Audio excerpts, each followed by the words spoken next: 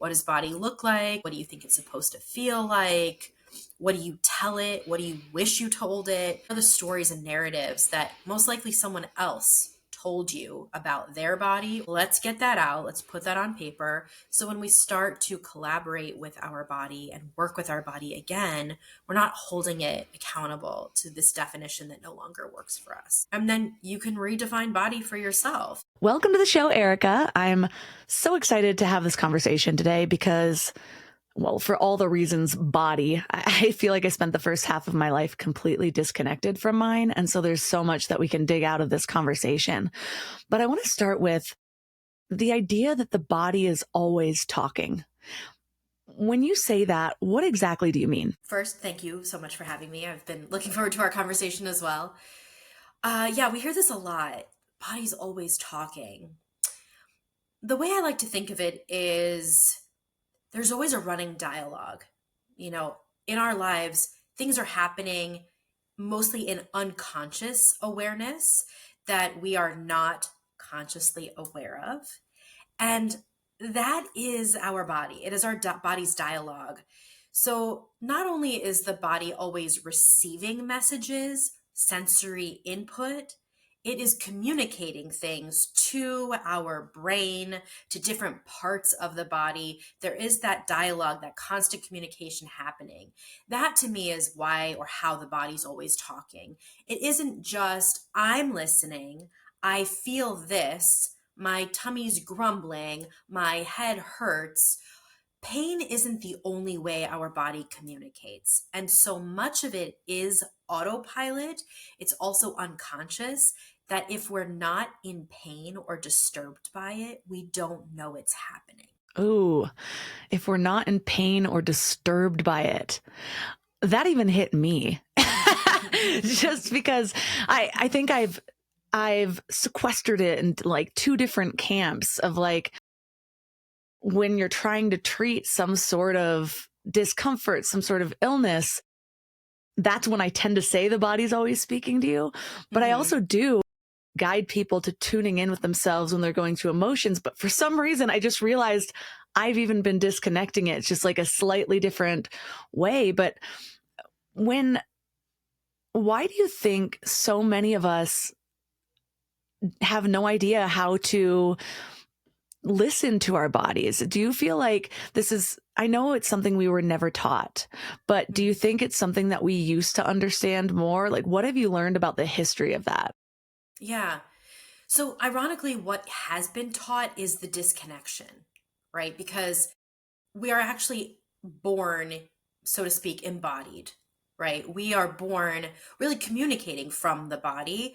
We don't have conscious thought. We don't have executive functioning, as a being just like birthed into the world. Everything is through reflex and sensory input and output. So it is kind of ironic that we're in this time and place where we're trying to teach people to listen to their bodies, because actually what was taught was not listening, not that we need to learn to listen. So I call it either like rediscovering or reclaiming your mind body connection, because it's always been there. We were born with it. And really what's been taught is to disconnect or to silence it, for lots of reasons. It's safer. I know I personally learned from a very early age to escape into the confines of my mind, because that's where I felt like I had some semblance of control. If I even do it sometimes today, full transparency. If I think about it enough and I focus on it 100% of the time, it won't happen. Because the past has taught me that if I hyper focus on something, it doesn't happen. If I can think about the worst case scenario and the worst case scenario doesn't happen in that moment, guess what? Self-fulfilling prophecy, I've managed to control the uncontrollable. Even though that's not the truth. It's just my perceived truth. So we escape into the confines of our mind because for a lot of us, it feels like that's where we have control. Because I can't control every sensory experience that happens to my body. And again, especially if it is a painful or uncomfortable experience, I want to mitigate the uncertainty. I want to mitigate anxiety. So I will learn to escape or disconnect from what I feel in my body. And again, as I say it, go into the confines of what feels safe in the constructs of my mind. Mm. I remember when I finally mapped all of my numbing behaviors to the root, to this Mhm. one horrible thing that happened to me as a teenager. And even my mindset then, mind over matter, this isn't going to affect me. And that it was exactly when all of my little numbing behaviors started, from alcohol to party drugs to bulimia even. I'm curious, what led you to focusing so much of your life's work on this topic? At the heart of it, it really was my love for dance. That's really what brought me to this crossroads. Um, maybe it isn't even a crossroads anymore. This time and place. Dance was the constant for me. It was really, as I was younger, it was my way to escape. It used to be that it was almost the only place where my mind shut down and or turned off, or you know what, at the end of the day, maybe even just became a little quieter, because I would focus on the choreography. I would focus on what my instructor, teacher, professor was saying, and I could escape into the perfectionism of it all, making it look just the way that person wanted it to my own abilities. Because what I realized later on was I was not a very technical dancer. I wasn't interested in that aspect of it, but also I just don't think I was built for it. So, we see these amazing dancers today. I don't know how they do what they do. And I'm so glad that that wasn't the norm, because I might have abandoned dance altogether. So, dance is really what got me to this point. As I got older, I always knew I wanted to help people. I love talking, I love listening. And it was someone in my early college career, in the program that I was in, that suggested dance movement therapy. I had no idea what that was. I had never heard about it. I was not myself familiar with art therapy or music therapy, which was even a little bit more well known at the time.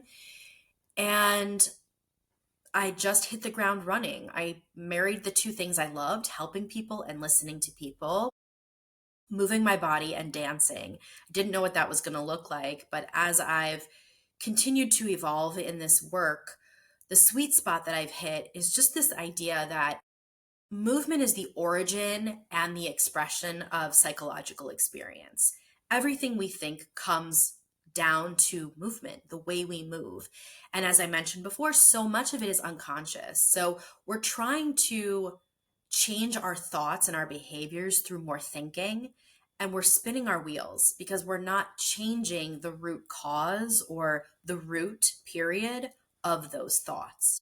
So that's how I've landed where I am today, really trying to hone in on the importance of movement for mental health, the importance of using different movement patterns to repattern thinking. And it was all because of dance. Dance has blessed me in so many ways, and it continues to every day. Go a little deeper on the idea of rewiring your thinking through movement patterns.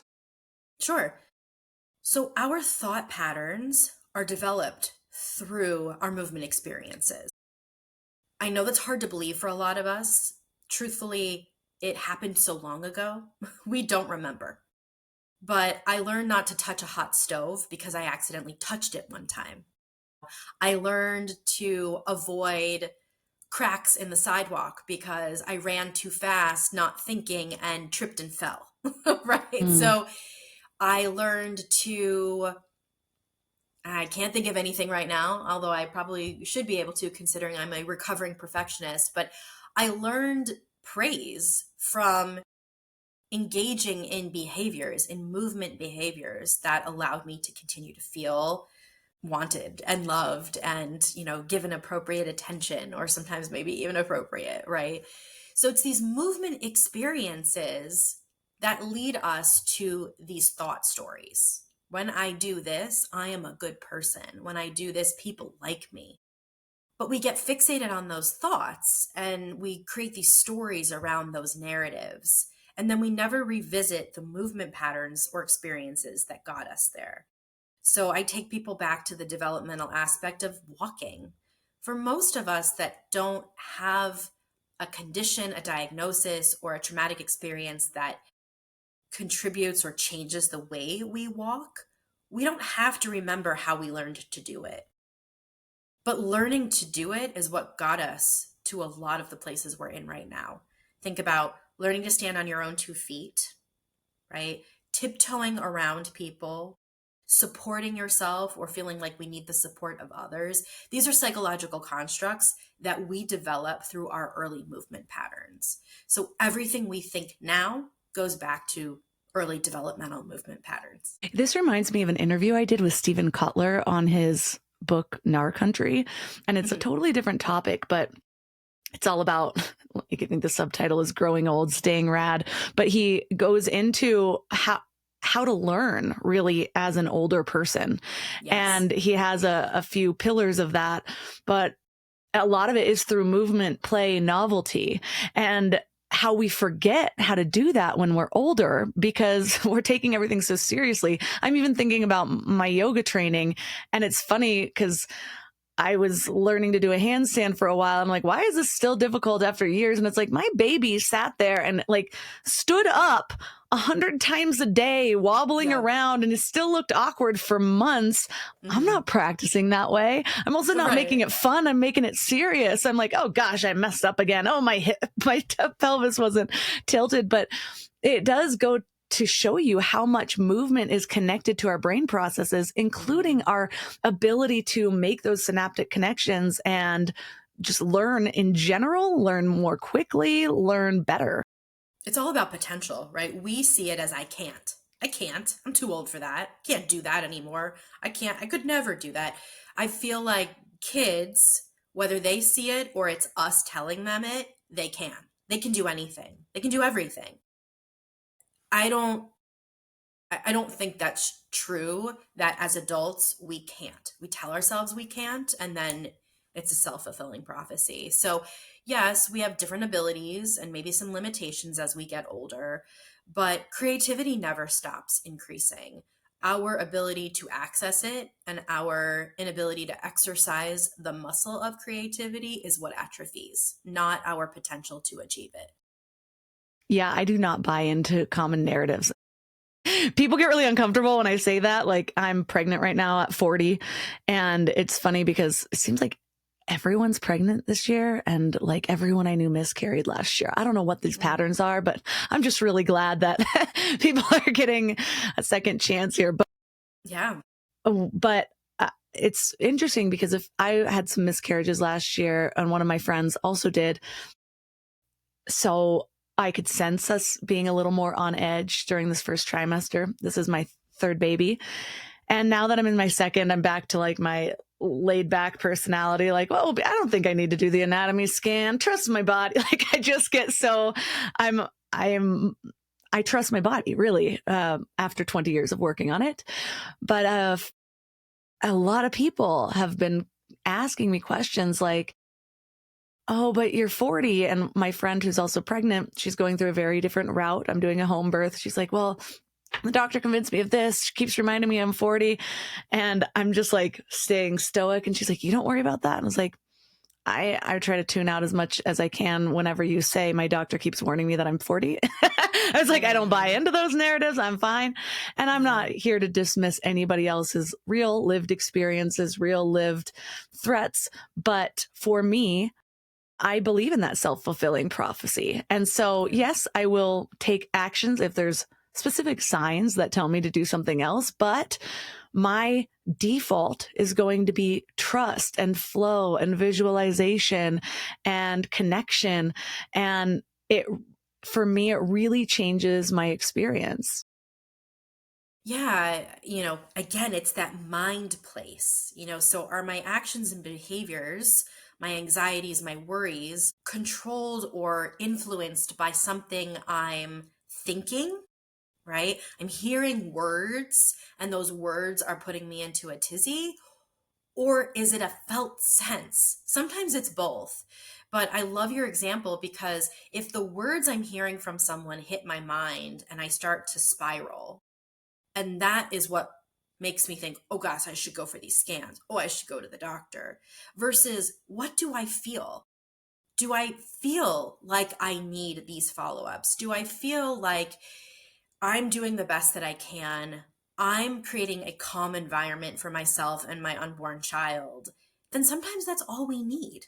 It's a fine line, right, between denial and um, you know, pretending it doesn't exist or numbing over versus that embodied sense of not everything is for me. Just Mm, because you're wired to do all of this and almost have like a little bit of fear tactics, right? Doctors can be really good at that. Doesn't mean that it's for everyone. So I think it's challenging because we'll judge people for not doing something because we think that they're being naive. Oh, they're not paying attention. Oh, they're not listening. Or, my doctor said, well, that's your doctor. It's not my doctor. It's not my experience.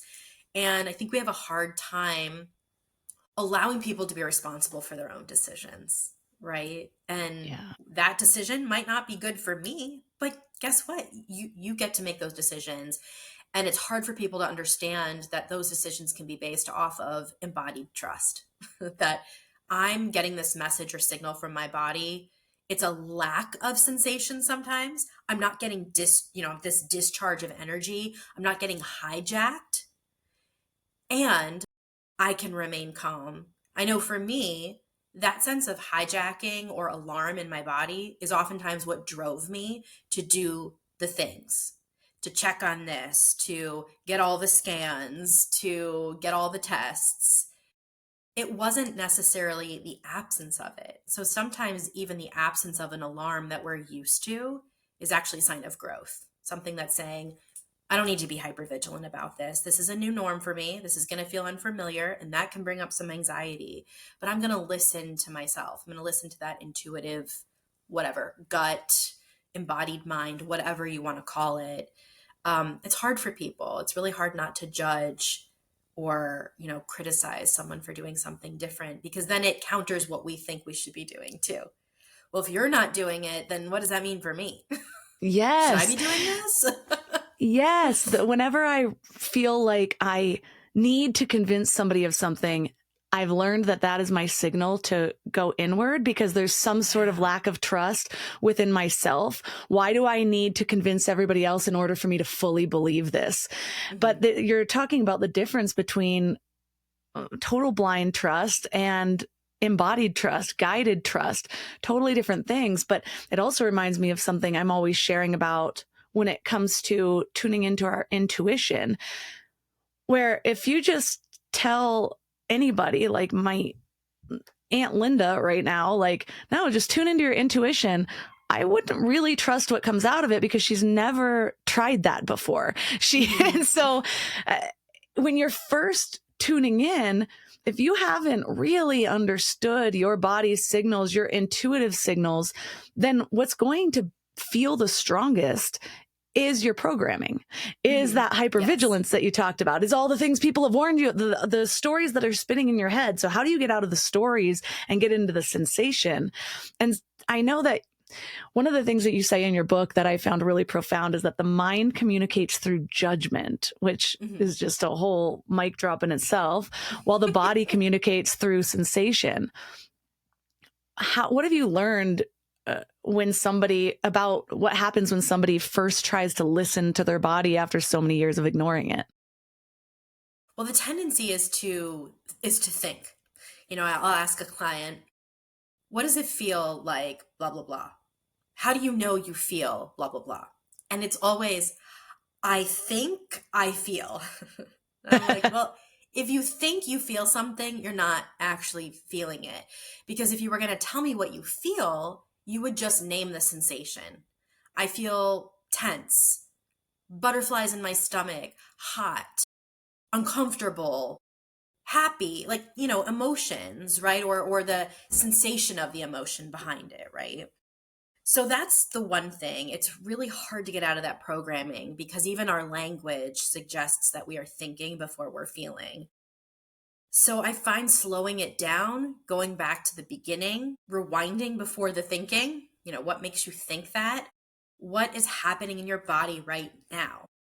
It's hard because we don't know or we're afraid to know what's happening. What if I feel something that I don't trust? Is that going to open a can of worms? If I give in to the fact that I'm feeling pain right now and we go as far as giving it compassion or love, is it going to remain? Is it going to stay here forever? Because that's what experience has taught me. The people in personal experience, people I love, I know not everything lasts forever, right? But the love remains. So if I love a part of me that is causing pain, how will I ever let that go, right? We get very afraid of accepting or bringing in the less than positive. However, if we just go back to the drawing board and think of ourselves as those little kids that were learning head, shoulders, knees, and toes, or sensations as far as temperature, things like sight, taste, smell, touch, sound, the basic five senses, it starts to open up a world beyond just what I think I feel. I feel the texture of the clothing on my skin. I feel the temperature in the air around me. We don't equate those things with mental health, but it all plays a role. It all has to do with how we feel and then how we behave. Another way I like to put it is, and this isn't something I've created, I hear people say this a lot, but it's something I love to bring up often, is feelings are constructs of the mind. Emotions is energy in motion. So practice emoting, practice connecting to what you feel in your body, the energy coursing through it, the motion of the body, not just the construct that I've placed on it. And that's a hard place for people to be because we often think feelings are emotions, but I don't believe they're the same. Emotion to me is energy in motion. So tap into the energy, tap into what you feel and how you're moving. Right. And so often we have already pre-labeled sensations and then get ourselves into a cycle. Like I find that the people that are really attached to their labels, like, well, I have anxiety. My anxiety is back. Oh, well, I can't go to this because of my anxiety. They're holding on to it like a new puppy, Yes. Or they identify as it. Yes. I am anxious. Yes. I am my anxiety. And I'm like, ooh, that doesn't feel good. Think if you're so attached to that, then anytime any disturbance comes up, you're going to push all that anxiety onto it. It's like, oh, wait, here's that. Oh, my anxiety. And now it's full blown anxiety rather than like, oh, minor discomfort. Let me breathe through this. And I'm not saying it's always that easy for people, depending on where they're at. But I have really worked hard in the last few years. I've been experimenting with dropping labels, and sometimes they're very helpful for me to find the tools or the communities.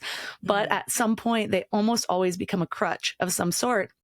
And a crutch is not something you're meant to hobble around with forever. You're supposed to begin to heal with extra support and then let it go. Mm-hmm. Yeah. And that's such a beautiful way to put it too, is like this idea of support, that I think of that in terms of when I'm working with clients, and oftentimes it's a place that we start very often, especially when I notice that clients are starting to get very in their head, they're spiraling, they're talking faster or more. I will actually encourage them to, even while they're talking, find a place of support. Sometimes that's while they continue the conversation, they're going to go over and place their hands on the wall. They're going to sit with their back against the wall, maybe even lay down, continue to tell their story while they're laying down on a hardwood floor. And it changes instantly. There is this internal sensation, this shift, where when we feel a sense of support, we don't have to hold ourselves up anymore. I don't have to continue to tell myself the story or, convince someone else of the story, right? To find that inner trust. I slow down, my heart rate drops, the words stop or slow down as well. The the cycle gets interrupted, and I find my feet, I find my grounding, I find my weight. I can feel supported by something else, not just myself. Again, for adults that have been supporting themselves financially, physically, emotionally, spiritually, fill in the blank, we forget that something as simple as allowing the earth, the ground, a stable wall or door frame to support us is the medicine a lot of us need. And this is going to sound so like 1950s woman, but lately I've been really leaning into it. The support of a man, if you have that in your life, like, I don't know if it's pregnancy that's bringing this out or it's because I got in the Instagram algorithm about like safety and security and everyone makes me cry, but I'm always seeing like these big men hugging these little women. I'm like, ah. And so lately, like when I'm feeling a little discombobulated and like, oh yeah, I have a husband. I could just go like, give me your strength. Like we always joke that he's the pole and I'm the tetherball, but it doesn't necessarily have to be a man. Sometimes another person, that co-regulation of a good friend, like bringing your hearts together, hugging for 20 seconds or more so that oxytocin releases.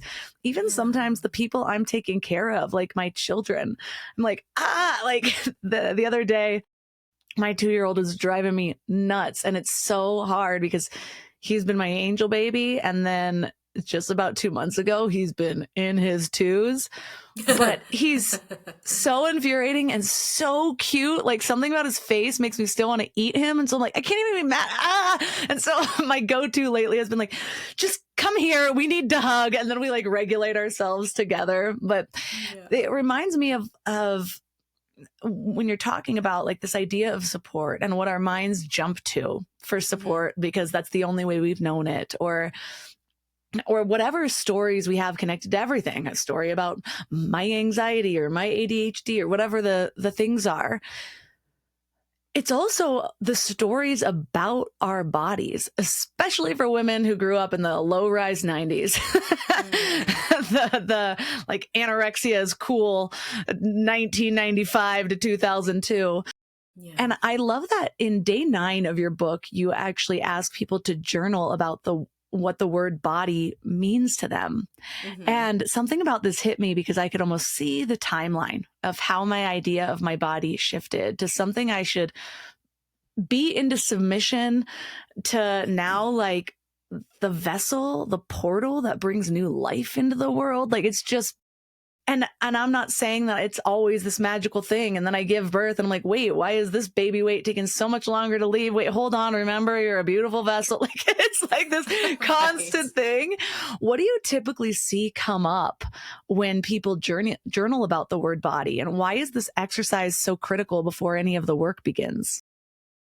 Because those stories, that narrative is what programs us. So it's really important to express our own judgments on our body so that as we are starting to embrace or co-collaborate, co-create with our body again, we're not making the same, in some ways, mistakes, same judgments. Because I've held myself accountable. I'm looking at the words. I'm looking at how I define body before I can redefine it. I do the same thing with movement. I realized I was trying to get people to move. I wanted people to dance, but my definition of that was so different from theirs. I would ask the room, who here likes to dance? Who here considers themselves a dancer? And maybe one person out of 50 would raise their hand. And I was like, wait a minute, everybody's a dancer. Why isn't everybody raising their hand? I realized because they're not working with the same definition I am.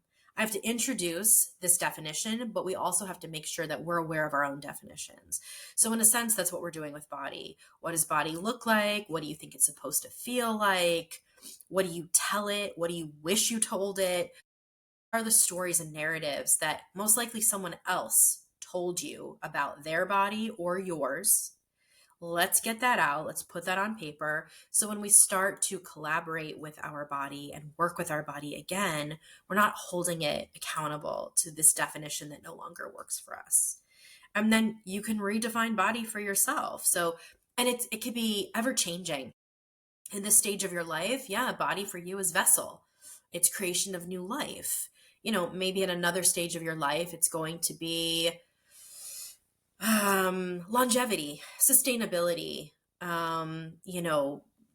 seeing my grandkids, grow. It's like, yes, it serves the same purpose, but the intention that I'm putting into it and what it means for me at this stage of my life may be very different. For many of us, maybe in our teens or our 20s, it was to look good, and it was to attract a mate or match the pictures in the magazine. You know, it maybe wasn't a healthy body story, but that was the definition of body for us. So if we're still holding on to that definition in our 40s, 50s, and beyond, it's time to let that go. But you can't let go what you don't face. You can't let go of a definition if you don't come to terms with what that definition is. Right. And so many wellness approaches now are all about get out of your head and into your body.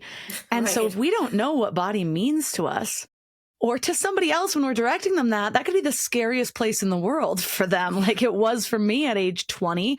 Like I've been Yes. beating this thing up. Like I feel like it's the worst thing in the world. And now you're telling me to go there. Like that alone can almost cause a Right. trauma for people. It can, absolutely. And that's why people don't do it. It's also, we're in this place where, we're all talking about nervous system regulation. And, in the scheme of things, I'm so glad we're having these conversations, but we, as social media does, has diluted it. It's really minimized it to this like one exercise a day. It's a little frustrating because it's like we raise the topic, but then we bypass the depth. And we just want to get to the 7-minute sound bite, or sorry, 7-second sound bite, that's gonna go viral, right? And then we wait for the next thing to pop up. We're like, oh, well, now we're on to menopause. Okay, great. We'll come back to body in a minute. So it's like, it's challenging, but it is an important aspect of healing. It is constant. The body is always with us. We can quote lose our minds, but honestly, when we've lost our mind, it's more of a reflection of how disconnected we are from ourself, from our body. And being able to come back home to it or ground yourself, feel more connected. That is, I think, really what we all need. It's not just regulation. We need connection. We are more disconnected than ever in this age of technology, even though we tell ourselves that we are constantly online. I'm always connected. I'm always connected to people. I could connect to someone I went to preschool with if I wanted. No, But that you're doesn't always mean that connected to Wi-Fi. yes, that doesn't mean I'm always connected to me. It doesn't mean I'm always Yes. connected to my environment or even the people in it. So I appreciate what you said about having a grounded partner, whether that's your husband, a boyfriend, girlfriend, best friend, neighbor. It's really important to have support. And I do that too, where I'm going through something, my head is spinning, my mind is going in that direction. And I look, I use my movement, I use my sensory, I look around and I'm like, what's here? Who's here? My husband. He's right there. And I'm so fortunate that I can rely on him and we have this beautiful ability to rely on each other. But I remind myself, I'm not in this alone. Whatever it is, the tantrum that I'm trying to mitigate, the mess in the next room, like it's not just me. I can rely on someone. I can be supported. I can also support. And it's so important. It's so important. But if we don't know what support feels like, it will be very hard to reach out for it or to know when we have it. Yeah. And even I know some people are coming to mind that have been feeling alone lately that don't have the family that I've built. And this depends on somebody's worldview, maybe even your spiritual views. But for me, my latest experiment is treating everything in my surroundings as though it's living. Like just be a little Pocahontas for the end of 2025.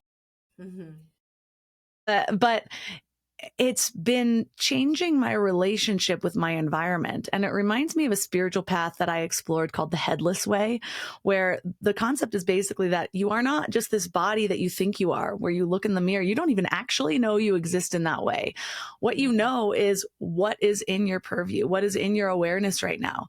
And if you go back to ancient wisdom, that is you. You are everything. You're a part of everything. Like Ram Dass's guru had a famous line where he says, all the money in the world is mine. And he's like, if you looked at this man with just a blanket walking around in the woods, you'd think he was crazy. But he has this understanding that it's all him. And so even what we're being reflected, and I know that's not always helpful when you're feeling super lonely, but it is a challenge to explore, to see what happens when you sort of shift, like, I'm just alone within my body. What happens when you expand your understanding of your sense of self? And maybe you can't get as far as like, well, they're me also, or that family over there that I don't know is also me. But maybe it's even just expanding it to your energy field. We are emitting 20 feet outside of our bodies if we're in a healthy state. We take in what's there. We don't have to treat everything as an inanimate object, including our own bodies. And when you do that, you can actually heal through other people. I'm reminded of when I was really trying to work on my body image. I was trying to stand in front of the mirror and tell myself I was beautiful and tell myself I loved my body, but I had been so used to the opposite that it felt fake, and it would almost make me angry or upset. And so I started that work by realizing, like, because I was so judgmental with myself, I was judgmental with other people. I would look at other people, and it wasn't like I was trying to, but I'd be like, oh my gosh, she's wearing a really tight shirt that I wouldn't be comfortable wearing. Like that, like I'd be judging them because I felt like I couldn't do it. And so I was forcing them to live within the cage that I kept myself in within my mind. And so the way I changed it was I started challenging myself, like every time I noticed judgment.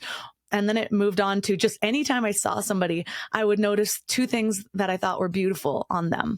And then I did that for months, and suddenly it started to be easier to notice things within myself, even if it had to be completely separate from the things I normally didn't like. And then eventually I just softened up on the things I thought I didn't like. And it reminds me of an activity you have in your book as well, where you ask people to just spend 5 minutes witnessing other people's bodies and movements. And what is the connection between how we judge other bodies and our ability to connect with our own? It's like the invitation to explore mirroring and judgment and relationship dynamics.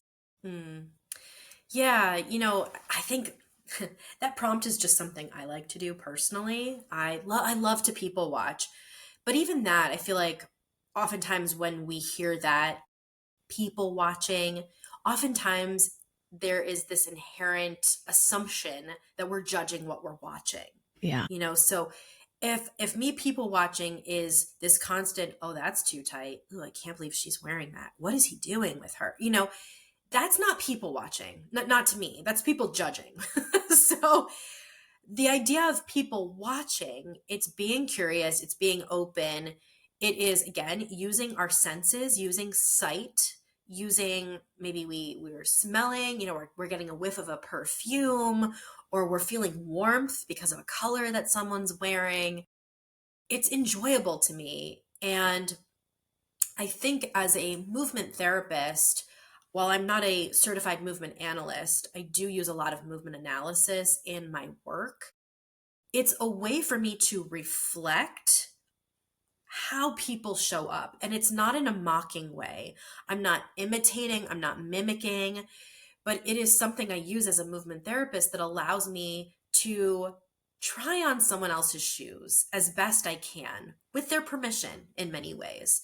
It's empathic reflection, it's kinesthetic empathy, something that a lot of us dance therapists use in our sessions. So I can reflect back, I'm watching you move, and this is how my body interpreted that. I'm going to try to move in a way that really mirrors what I saw. And then the person can say, oh my God, yes, that's exactly not only what I do, but what it feels like I'm doing. Or someone can reflect, they can see the mirror and they can say, actually, that wasn't my experience at all. This is what I feel like I'm doing in that moment. This is what it looks like for me. So it actually started out as, I just love to people watch, but it kind of started out as me being able to hone my skills in a way. Oh, look at that movement pattern. That's so interesting. Look at how that person's walking.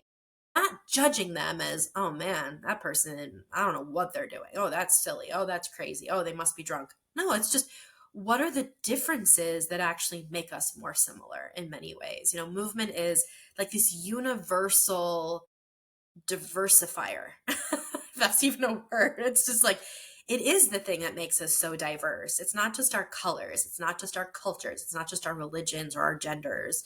The way we move is so diverse, and there's a lot of similarities, but we can learn so much just by watching other people move, and then in turn learn so much about ourselves. We can, oh wow, look at that person has, look at their posture. Can I try that on? Wow, when I do that, I feel more confident. This is not a posture I'm familiar with. Maybe I should try to access this more often. Or, ooh, that's not safe. I'm going to go back to my, kind of more closed in posture. So it is kind of seeing the world through the eyes of a child again,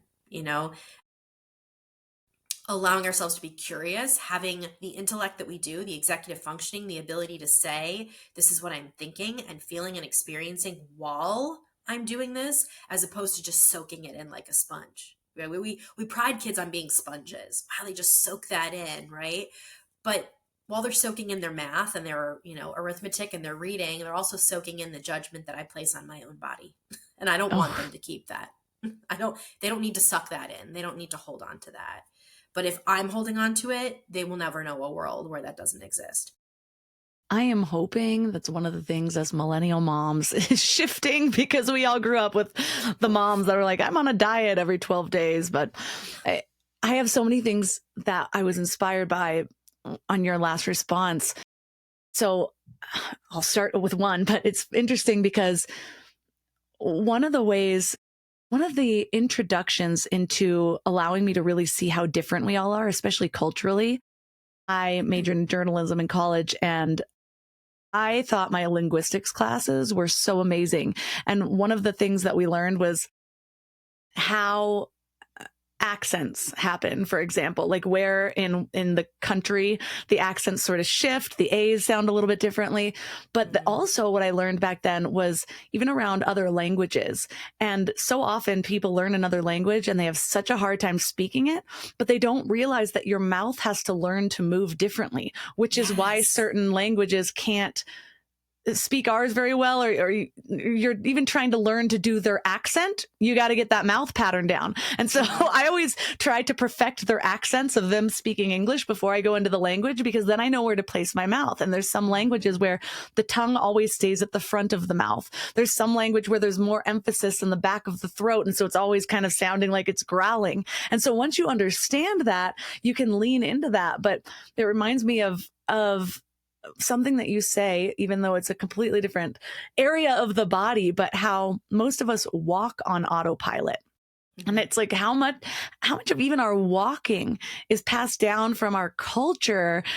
Like certain cultures, the women shuffle a little bit more. It's like these tiny little steps, but when you invite people to notice their own walking, what is it that we're actually missing when we're walking on autopilot? Like, what does it mean to truly notice how your feet make contact with the floor?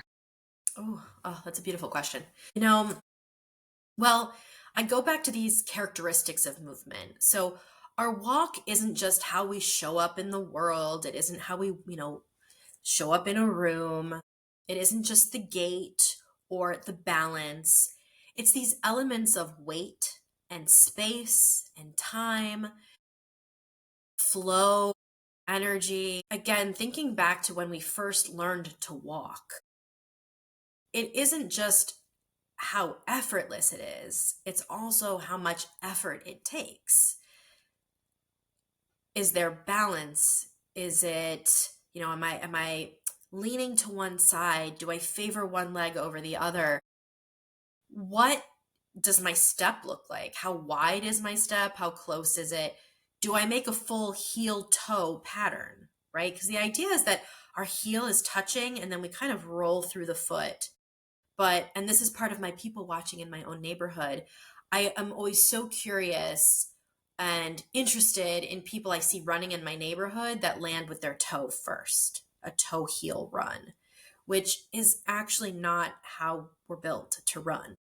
Again, I'm not judging someone based on their ability to run, but the mechanics of it, and then what that means psychologically. I'm not going to infer, but I find that so fascinating that the way someone walks or runs translates to a lot of what's going on psychologically. I just want to sit down and be like, so tell me about yourself. What's going on with you? If things in your life feel challenging, how you walk through life or feel stuck through life can be examined by literally how you walk. If you are a fast-paced person, always moving forward, skipping steps, rushing to the next thing, it will be mirrored in how you move. It will be mirrored in your gait. So when I have clients in my office and I'll just ask them to walk around the space, it's really interesting for them to just start to notice, what does your walk look like? What do you notice about your walk? What's the timing? What's the rhythm? And inviting them quite naturally to slow it down. It happens on its own. They have to be in an environment where it feels safe enough to slow down or secure enough to do so, right? Because if you think about it, walking really slow, we have to have a lot of balance to be able to do that. Otherwise, we quite literally could stumble or fall over. So if you slow your walking down so much that you are having to balance on one leg before you place down the other one, it's going to feel really unsteady, really unsturdy. And so sometimes we just go fast so that we maintain balance. But that translates to life, right? How fast am I going to go so that I never have to feel unsturdy? Meanwhile, I'm just avoiding the unsturdiness that I feel all the time. So it's a very simple practice, actually, of just being more mindful of our walking. But even when we're doing it in the neighborhood, I notice how many people are distracting themselves while they're walking, and that's not a judgment. It's just what we've come to know. If I've got to get my 10,000 steps in, I'm going to do it in a way that feels like I'm not exercising. So I'm going to be playing music. I'm going to be scrolling on my phone. I don't do this all the time, but when I walk outside, if I'm doing it for exercise, I try my hardest not to have any distractions because I want to make sure that I am getting the mechanics. I want to make sure I'm breathing life into all of the senses. Also, that's the way we regulate our body and mind, is through what we call bilateral stimulation. When we're walking without distraction, our eyes naturally wander from side to side. This is the benefit of what we hear in EMDR therapy. You can replicate that on your own in many ways. You have to pay attention. You have to be in the present moment. Walking is one of the easiest ways to do that. Yeah. And as a runner, I'm usually inadvertently critiquing people's form. I actually am more concerned when people. Curious. I'm like, what is that form about? Where did you learn concerned that? When people are like fully running heel to toe. Like in no running should you be going heel to toe. It's like midfoot in a jog. You might get onto not your toes, but the ball of your foot in a sprint. But like, how are you even stretching? Like that must really hurt. but that's neither here nor there. I'm working on my judgment. Right. It's like modern day, we're running in certain shoes, and it's like I think back to cavemen. If a saber-toothed tiger or whatever, I don't know, I might have my eras messed up, but like if I'm running from my saber-toothed tiger, I didn't have shoes on. It was barefoot, bare ground. It's just so different. We have really, I don't know, in many ways kind of coddled our bodies into comfort. So when we're doing things that maybe feel uncomfortable, we don't have to feel as much discomfort as we could, right? I don't have to feel the concrete on my bare foot because it's nice and soft and cushioned with my, sole inserts, and because my foot's been bothering me or my hip tends to hurt after I run. It's like we're trying to solve the problem that our bodies never really evolved for. Yeah. And it reminds me too, I have this big book on chakras. It's like a Bible-sized book, but I found it so fascinating. Admittedly, I've not finished reading it. I'm only like halfway through, and I started like 10 years ago, but there were a few shifts that stuck with me. Well, I'm a believer, like, you don't need to finish the book. If you read to a certain part, you got something from it and you're not inspired to pick it up, it's just not the time. Like maybe it'll call you later, but I already got value from it. But it has these diagrams of different chakra imbalances and how it will affect your posture. And I found it so fascinating because my stepbrother's mom was always this kind of interesting person. She's no longer with us, but she always stood like hips very far out. And I remember being like 7 years old and being like, is that how you're supposed to stand? Like when you mature as a woman? Like, well, I was just analyzing it, curious about it, no judgment at that time. But then when I opened that book, she was the first person I thought of, because one particular chakra imbalance apparently leans your hips fully forward, and it looked like a silhouette of her standing there. And so Oh, wow. these different energetic imbalances change the way that we carry ourselves, whether it's something obvious like I often see people that are very insecure standing differently. When I was really insecure about my own body, I would shrink in. It was like I was always trying to cover my mid core. And so it could be your mindset, it could be your energy, it could be what you've inherited, but there's so many things that affect the way that we stand in our bodies, which is just this really fascinating insight into how many clues our body's constantly giving us beyond just illness. Like, why do I have the need to stand like this? What is different about my posture? What is that? Is it just my cell phone use, or is it something else? But getting curious about those things can just give us it's just a really cool entry point into self-inquiry. Yeah. Yeah. And is it working for me? Is this movement Yes. behavior supporting my growth, or is this actually what's keeping me stuck? I use exercise as a really good example, not to throw exercise under the bus. Obviously, there are many benefits to exercise, but don't go into it blindly. If you are doing an exercise that matches your intensity, which maybe is more prone to hypervigilance or anxiety, you're not actually releasing the anxiety that you're looking to release. And so, unless we're really aware of those movement habits, patterns, signatures, whatever you want to call it, you could actually be exacerbating the very thing that you're trying to remedy. It doesn't mean that you don't do it at all. You have to balance it. Resilience comes from a robust movement vocabulary. So it isn't all silent meditation. It isn't all yoga. It isn't all high intensity aerobics. It's a mixture. And a lot of times it's the stuff that's uncomfortable that we just don't want to do. Oh, sitting in silence is, I don't burn any calories doing that, and it's so uncomfortable. Like, okay, but psychologically speaking, and for your mental health and well-being, it might be the thing that you need to lean into, right? But the idea isn't to open a can of worms. We don't want to throw ourselves into something that's so foreign that we create more trauma in the meantime. We have to, as we say, titrate it, right? As the Peter Levine talks about in somatic experiencing, we want to slowly let the air out of the tire, right? Or slowly deflate the balloon rather than pop it and expose ourselves to more stress, more, again, traumatic events. So Body Talk was a way for me to help people on a daily basis, just slowly re-trust, refriend, not just befriend, but like refriend your body, because it really is your best guide. It's there to support you. Even when we feel like it's working against us, there are things that it is trying to tell us, things that it's trying to either mitigate or point us toward. And it's hard because, as we said at the beginning, a lot of us are only used to connecting with our body through pain or discomfort. And so to mitigate that, we just shut the friendship down. We don't talk to it anymore.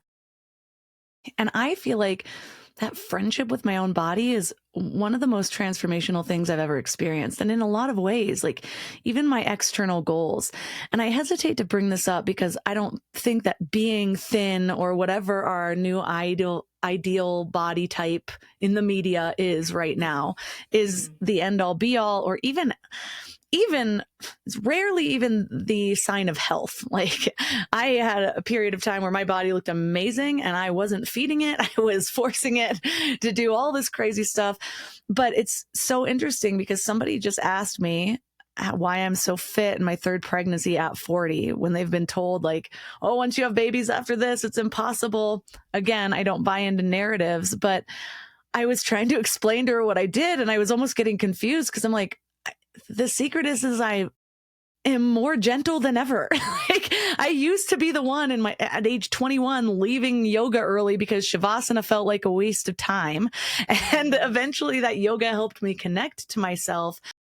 And I was so just adamant about eating the exact right things. I'd get stressed out. And my weight was always fluctuating. And now, my first trimester, I have to eat what I can eat. And sometimes it's things that I would never eat otherwise. I will go longer than I've ever gone without what I used to consider real exercise. And it's just light movement. Mm-hmm. But my weight just doesn't fluctuate anymore. I mean, besides the growing baby inside of it, like I tend to have a set point, like my body's homeostasis that it feels healthy at.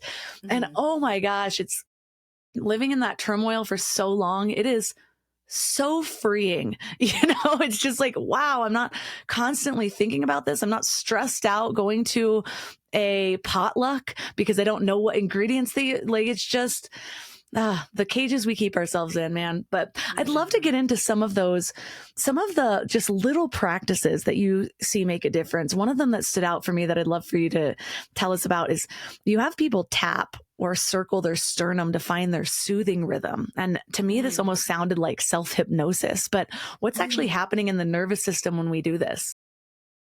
Yeah.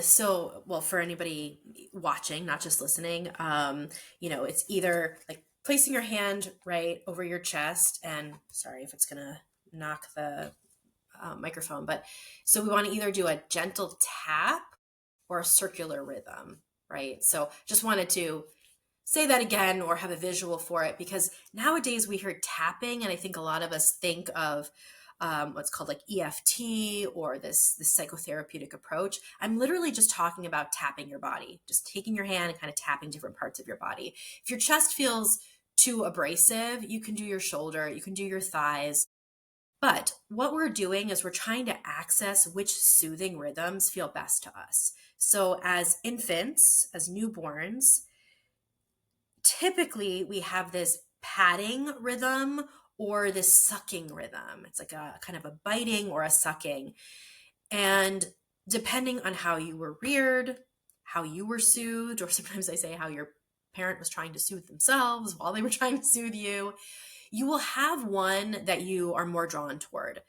Both may feel okay. I guarantee there will be one that feels a little bit more inviting. And the power to that is that you get to self-soothe using that. So I want people to be able to find a very accessible, soothing rhythm that they can use whenever they need it. And oftentimes we're doing it when we don't even realize we're doing it. People will rub their thighs when they get uncomfortable. They might notice that their toe or their heel is tapping. These are ways that our nervous system is trying to dispel some of that anxious energy, right? Some of that built up tension or energy in the body. So that's something that I bring clients or people I'm like in a workshop with in pretty instantly, because it's also a way for them to realize, oh, I can talk to my body. My body is always talking to me. I understand the language of my body. This is what feels good. And how do I know it feels good? My shoulders drop.